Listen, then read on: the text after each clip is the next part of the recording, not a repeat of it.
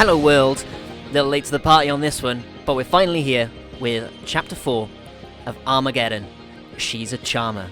And while I appreciate the pun, pretty disappointed in this chapter. You'll see why as we get through it. Fairly intense couple of weeks, eh? My old mate Maggie's been playing her greatest hits, sabotaging the games, messing with my new pals, and generally being a right nuisance. She always was a few bullets short of a full clip. What to do, Walter Fitzroy? What to bloody do? This is one of my main initial criticisms. We'll come back to this. Here's a hypothetical. We pool our cash and hire our local Murderbot to, Murderbot her. Takers? Anyone? I know Caustic's with me, wherever he is. What you up to, Fitzroy? Killing off some spectres? Something of the like? Sneaking off? Maggie's long overdue a farewell. You here to stop me? I don't trust you, but there's no good blood between you and Maggie. I trust that. We're here to help. You've always had me back. Why? You remind me of an old companion. A noble gent with a heart of gold? Not precisely, no. Well, gold's overrated anyway. Trust me. Old Mags ain't gonna know what. Kaboom. I think that's the end. Yeah. Sounds are too slow, man. I'm really sorry. I got a lot of issues with this chapter.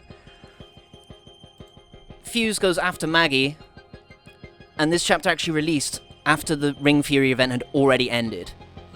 Which feels a little stupid when he's there like, oh, she keeps fucking with us. I'm gonna go put a stop to it. She's already stopped, man. Yeah. Not hugely enthused about that. I kind of like the sort of pure line art style, but it doesn't feel black and white. It feels uncolored. It feels unfinished. But then you get blue in the middle, which I do really like. Feels Sin City-ish, but it doesn't feel like it's trying to be Sin City. It feels like just this layer got done. Maybe it is an artistic choice, but it doesn't feel like one. Because, again, it doesn't feel black and white. It just feels uncolored. And especially things like this. So there's areas that it seems to be done and areas that it's not. And then the final page is in color, which I guess for the explosion, sure, but then it just makes the rest feel, This page is better because the actual backdrop feels black and white. This feels like an artistic choice, whereas it just feels like the ship hasn't been colored in. The pacing of this chapter is also really weird. Like, not only is it too late for the Ring Fury event, we just jump from the one shot in the Paradise Lounge. Okay, Fuse was heading out, but he's suddenly beating up spectres in the middle of fuck knows where. This feels like it's actually on King's Canyon. Then he's at the controls, and then suddenly they're already in the air, and Lifeline's at the controls. Like, the pacing of each panel feels really weird, like there's no sort of logical consistency. But, on a character front, on a plot front, this is pretty interesting to me. Like, we know that Mirage and Crypto have some dealings with Revenant in the upcoming Season 9's overtime, which, especially as the Syndicate have been apparently messing with rigging the games, you can see why Crypto would want to be maybe recruiting Revenant to help them fight back against the Syndicate. Revenant is also mentioned as perhaps this deadly assassin that's also teased in the synopsis, but that, along with the Syndicate and rigging the games, does sort of make me think back to characters like Mila and her wanting to take the algorithm to know how to rig the games herself, and someone like Big Sister and Francis and how they were involved in rigging the gauntlet. Make what you will of the connection between those few characters, right? But I think this here could at least develop into a little through line through Armageddon. They'll get a bit more of an understanding what Mirage wants out of Revenant building into the Season 9 comic. I like that he's just beating up some random spectres. It took me a while to figure out what these were. And yeah, again, he's long overdue her farewell, which makes it sound like she's still doing stuff, but she's not. Yeah, it feels really clunky to me. Like, the timing of this, why we had so many weeks off, when this chapter makes no sense coming after Ring Fury ended, yeah, feels a little weird to me. They definitely could have paced this gap here that was like several weeks long. They definitely could have paced one of these chapters like, say, 2 weeks after this one, and then this one would have come maybe like a week ago, so you'd have like 2 weeks for this, and then you would have had space for the new Bangalore and Wraith chapter to stand out on its own, all sort of things like that. So yeah, the pacing overall feels really weird for this chapter, like in conjunction with the Ring Fury event as well. And then within the chapter, there's these massive jumps that the sound effects do help sort of carry over. And this page is probably the best page of the actual chapter for at least learning that Bloodhound sees a lot of Boone in Fuse. This old companion who was definitely not a noble gent with a heart of gold. Yeah, I wonder if that's going to develop into an emotional connection, or if it's going to help just reflect a bit more out of Bloodhound themselves. That'd be pretty interesting. That's probably the best development out of this chapter that we actually got. Because Mags ain't going to know what hit her. And we get shot down. We're literally right back where we were in like chapter 2. This doesn't feel like progression. Yeah, weird chapter.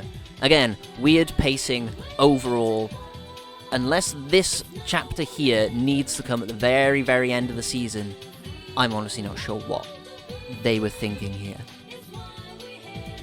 Like, after Chaos Theory, you definitely could have dropped this chapter a little earlier, and maybe whatever happens in this one might make sense for something to end the Ring Fury event, and we build off, like, yeah, weird timing, weird, sort of very unsatisfying chapter, unsure why they've gone with the black and white, because yeah, it doesn't feel like an artistic decision, especially when they had so much time between the last chapter and this one.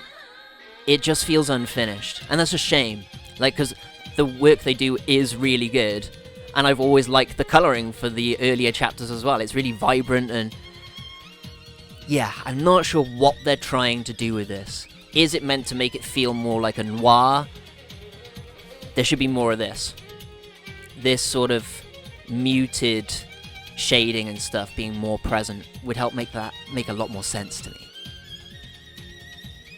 So we're heading off to see Maggie, and she probably shot us down, although it would be really interesting if this was Caustic trying to go and make an alliance with Maggie to attack Solace City. It could be someone like Crypto wanting to make a bargain with Maggie to act against the Syndicate. Like, Crypto could be playing all sides when it comes to the Syndicate as we go forward from here. Maggie, Revenant, Caustic, all of them involved. Or it could be like a teaser for, I don't know, one of the next possible legends or something silly like that. Like, someone else jumps in to take out Fuse to make an alliance with Maggie. Someone like Horizon, again, as she at least popped up just casually here. What if she's decided, like, hey, I want me some of their old IMC tech that's got tons of Branthium on it. Maybe she wants to make an alliance with Maggie, and maybe she shot them down. But I mean, it was probably Maggie. I hate to be that guy about it. I hate to be down on this, because I like what they're trying to do, but this comic overall has felt like the least substantial thus far. Like, the Bangalore Wraith chapter has kind of put all of this to shame, all on its own. I'm looking forward to the rest of the community comics way more than I am these. I hope these actually conclude in some way that does this some justice. They've done really well with their sort of emotive endings to the in-game comics. Like, the end of the first ship particularly stands out to me, that the first ship, when it was made by the Dark Horse artists and the community artists, was all one big story. Whereas Season 7, Family Portrait kind of ended at Chapter 8, and then there were 2 extra chapters. And then we got a similar thing this season with 7 chapters of purely Armageddon, and then we're going to have Wraith and Bangalore's story developing as sort of like a tangent off that, seemingly, or as an unrelated story. So, yeah, weird pacing, weird chapter. The next chapter will be out in about a day, so hopefully that starts picking up the pace a little. And with that, that's enough from me. I think that's way more than enough in this chapter maybe deserved. But thank you for staying with me, friends. I've been Euclidean Vision, the emotional support quickly catching up on business. Take care of yourselves out there, teammates, and may the glorious light of Best Girl shine within you. Bye-bye.